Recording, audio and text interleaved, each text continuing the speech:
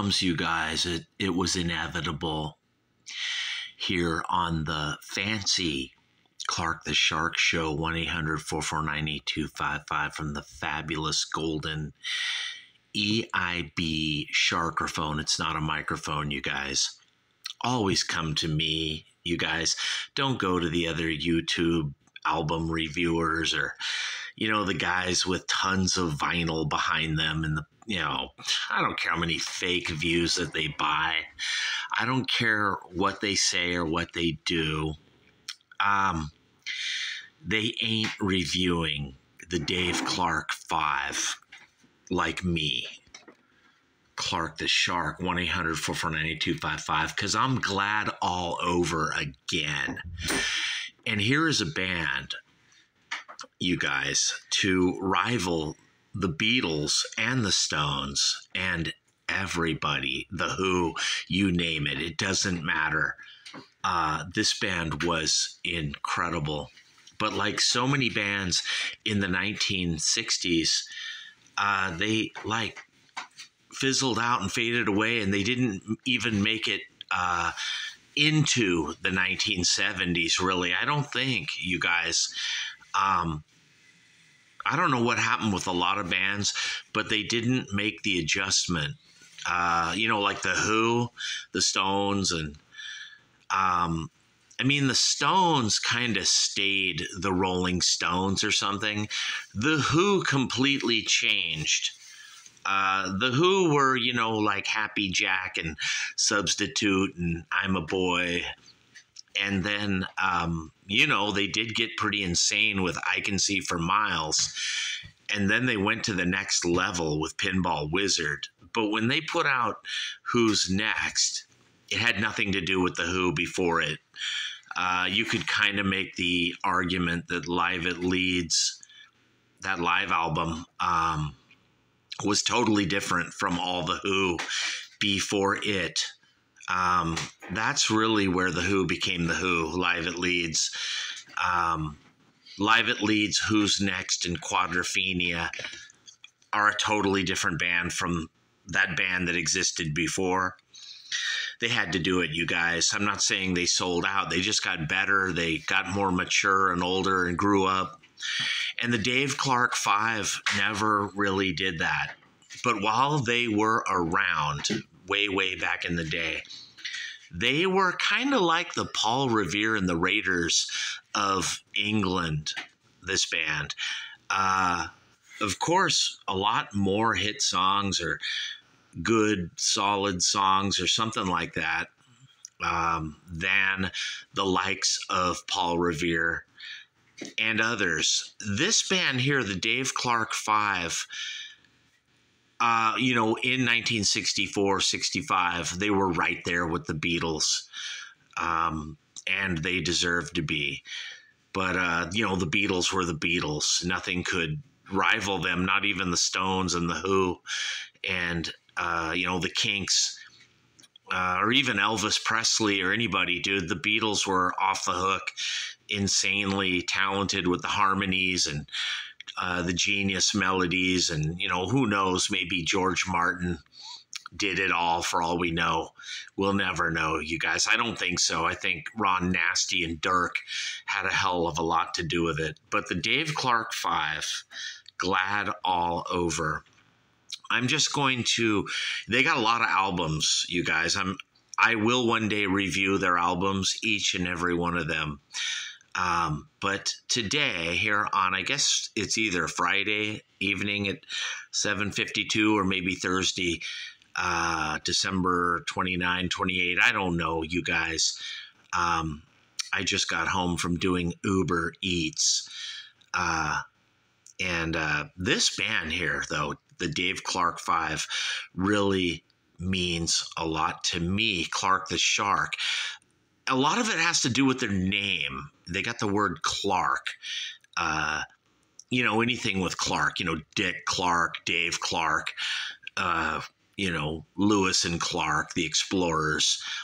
Clark the Shark Clark is such an oddity of a weird, rare name. you know, that I have to, when I hear that word, I'm like, dude, I got to review that or something, or talk about it or something. But no, that's not really it, you guys. This was an incredible band from England.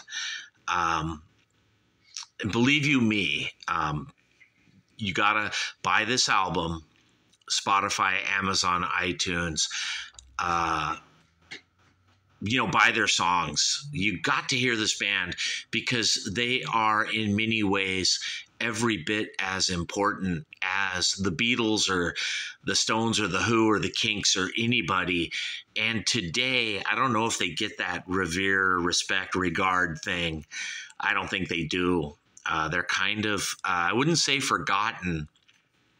I'm not even sure if they're in the Rock and Roll Hall of Fame. They better be. I think they are, because I think I saw Tom Hanks addressing some crowd. He really liked them.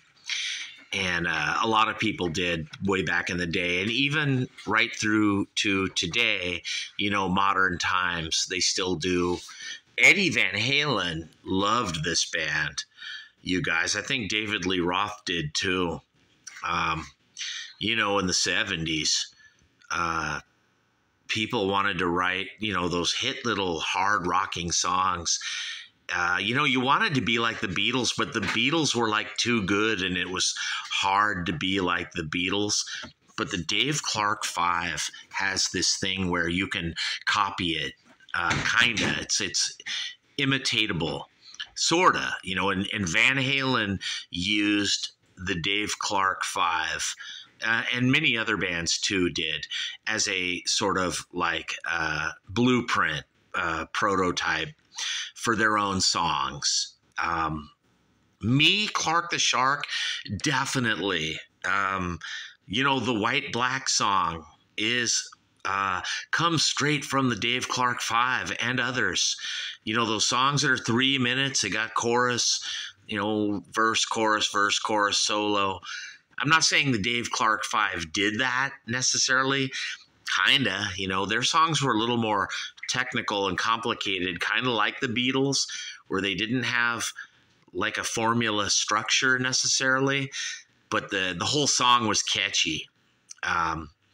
You know how you hear the Beatles, I Feel Fine, Ticket to Ride, or Help, and the song doesn't have a chorus or something, or maybe it does, but that's not the point. The whole song has catchy things happening throughout the song. And the Dave Clark 5 are kind of like that, that British songwriting thing back in the 60s. And this is like, it's a compilation album, 35 hits or whatever. But this is the only best of or greatest hits of Dave Clark 5 I found others, but this is the one I, Clark the Shark, will choose to review for all of you right here tonight. I don't care what the stars, say about it, Rolling Stone or AllMusic. AllMusic gives it a 4.5. I don't know what the bozos at Rolling Stone would have given it, or what they give it, or whatever. But of course, Glad All Over. What a song! Incredible. Eddie Van Halen heard Glad All Over, and he was like, I want to be in a band because of that song. Even more than the Beatles, or, I read some interview where he said that. And if you ever hear the Dave Clark 5, Glad All Over, I remember being a little kid, 10 years old, 1975, 9 years old, 1974, 8 years old, 1973, and hearing Glad All Over on K-Earth 101 or KRLA, or, some oldies radio station back in Los Angeles. And Glad All Over is one of those songs you wait and wait. You gotta hear, back in the day, before the internet or before YouTube, or, He's just if you didn't buy the record, or you're waiting for this song, you're waiting for K Earth 101 or KRLA to play this amazing track, Glad All Over, the Dave Clark 5. What a song, man. You talk about incredible, awesome. The Berry Gordy cover, Do You Love Me? I don't like covers, you guys, but in this case, they do it. Come on, you gotta love that. Do You Love Me? Berry Gordy. In Bits and Pieces. Wow. Clark Smith, Ron Ryan.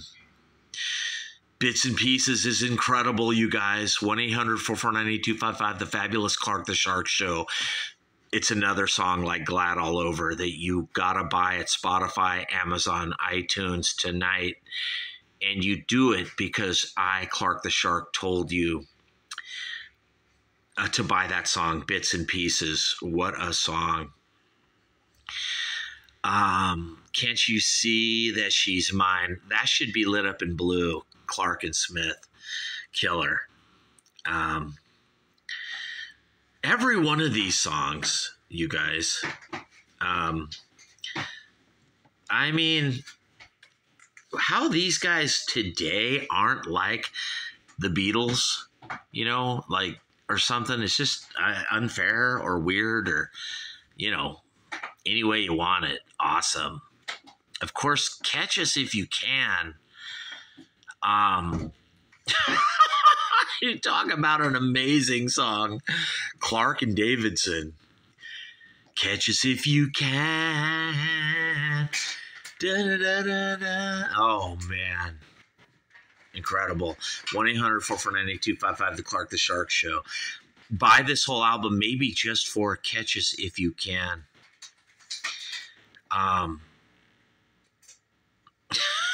Of course, I like it like that.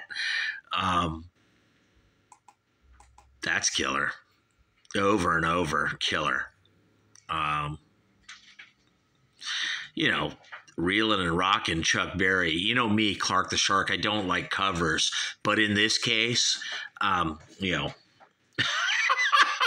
like this one.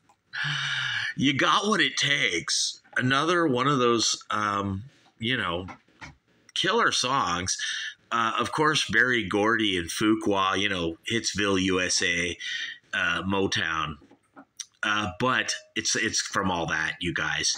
But the Dave Clark 5 took it and they turned it into a TDCF classic. You Got What It Takes. Killer. And everybody knows that's awesome, Now, the song Try Too Hard, Clark and Smith, one of the greatest songs in rock. Flat out. Killer. I love that song, Try Too Hard. It's not even lit up in blue here, you guys. Why? You'll hear that one on Little Steven's Underground Garage, but right here on Little Sharky's Overground Garage. Try Too Hard. Amazing, awesome, incredible song. Here, or in history, it doesn't get all the accolades it should. What happened to the band, you guys? I like this little thing they do, Long Tall Sally, and I hate covers, you guys, but Dave Clark 5, does something with the covers that it just isn't ordinarily done or something. They got a version of hey, hey, hey, goodbye, I don't really like that. But in general, overall, I wish something could have happened for this band in 1970, 71, where they could have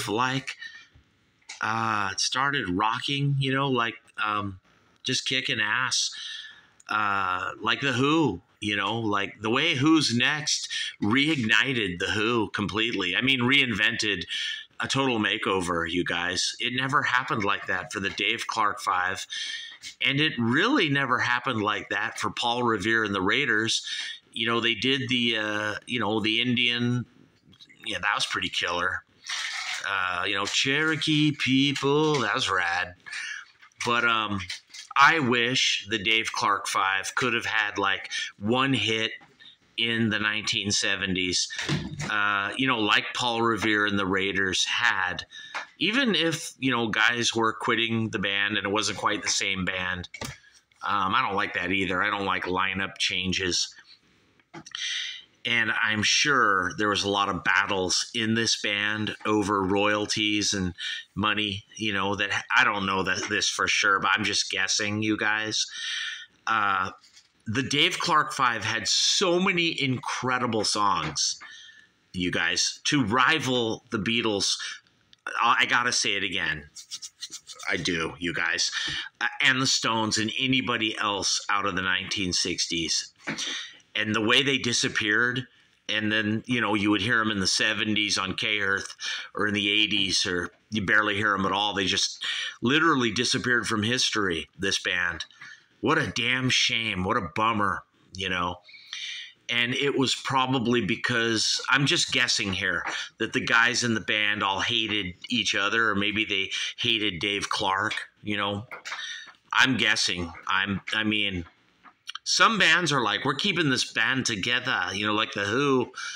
The Who, with my generation, and the Kids Are All Right, and all that, were legends. And they were bound and determined to erase all that and totally reinvent the Who. And I think a lot of bands, the Hollies, the Dave Clark Five, and others were afraid of, maybe Herman's Hermits. They were afraid of going heavy and the reinvention in the 1970s that they could have and should have done. And then there's bands like the MC5 who just, dude, they were already heavy. What happened in the 70s? Why weren't they keeping on going? Or maybe you could say that about the Stooges and, others. Maybe you could say that about Steppenwolf, although they continued. But I guess it just takes hit songs or big songs or songs all over the radio, you guys. I mean, and the Who had them. The Who had to take it to another notch because Led Zeppelin was a challenge to the Who. And so they said, all right, we'll make albums like you. And I think a lot of these other bands from England either didn't get the memo or didn't care or something. Like the Dave Clark Five could have turned into the MC5 in the 70s. You see where I'm going? You see what I'm saying, you guys? But they didn't want to, mess with all that great Dave Clark Five back in the 60s. There's a lot of bands that could have done this or could have tried this and didn't.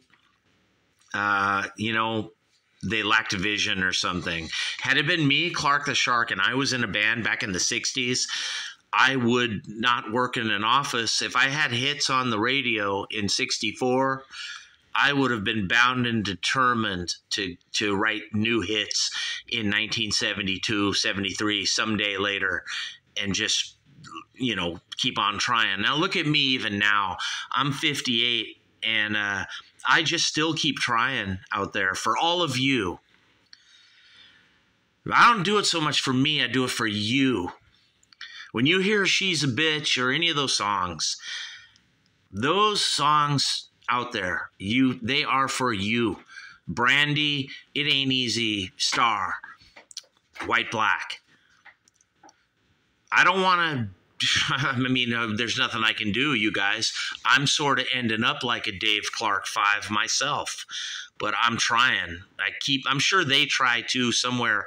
They have a management keeping it all going.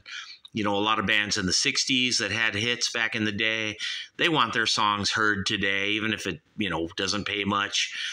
You know, they want them heard. They just want ears hearing their song. And that's how I am too, Clark the Shark, right here from the golden EIB Sharkerphone. I wish I could have written something as great as Glad All Over or Catch Us If You Can. Maybe I did, maybe I didn't. Maybe that's why I'm not all over the radio, you guys. You know, bits and pieces. Come on, you guys, listen to these amazing, rocking, catchy melodies.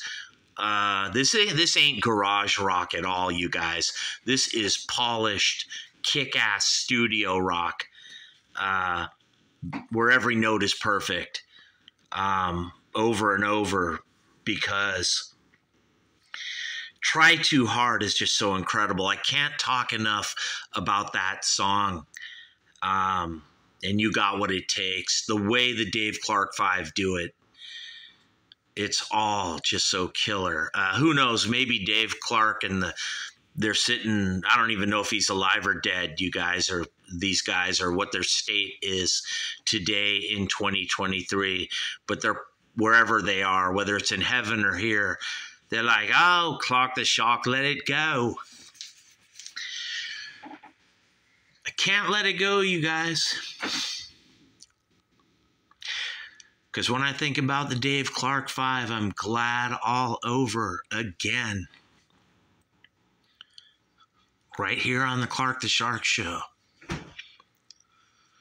Can't let go of rock and roll. Sometimes I'm like, man, I wish somebody out there could send me 100,000 or send me 1,000,000 or send me whatever, dude. So I can just, I don't even care about living in a big house or a car. Just find a way to play my songs and get it out there. That's what Frank Zappa said. He's like, I keep doing new music because I like it and I want to get it out there. I don't even care who likes it or whatever. I hope somebody's buying it, takes it home and plays it, or some radio plays it somewhere.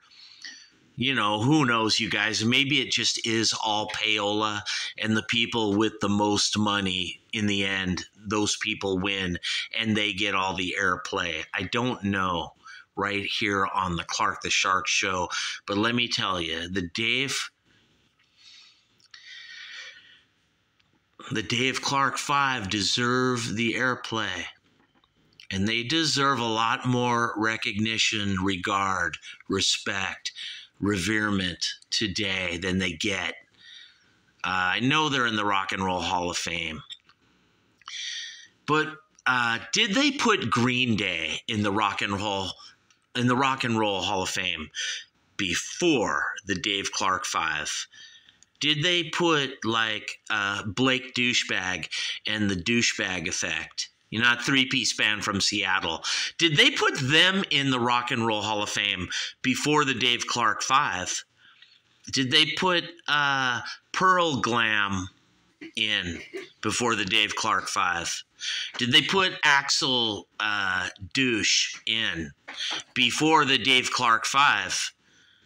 Dude, I need to know, because I'm gonna get pissed and blow up and have a meltdown when I find the answer. I have a feeling it won't be good. This band should have been in the Rock and Roll Hall of Fame. Dude, don't get me pissed. The fucking day it was built, whenever that was, I don't know, 40 years ago, 30 years ago, this band should have been in on day fucking one, the Dave Clark Five. Don't tell me they were put in like 2015 or 2018 or some shit. Because I don't want to fucking hear that right here on the Clark the Shark Show from the golden EIB Sharkerphone. The Dave Clark Five deserves better. Who knows? Maybe so too do I. Buy this music, you guys. Don't do it necessarily because Clark the Shark told you to go buy it. Buy anything that's catchy, rocking, atmospheric, melodic, beautiful from the 60s, you guys. It was a great time. It was magical. There's almost no bad music from that decade. It's all amazing, but you won't find anything more amazing than the Dave Clark 5 right here on the Clark the Shark Show. And when you buy it, you tell them you heard it on Clark the Shark Show. And I'm out of here, people. Peace.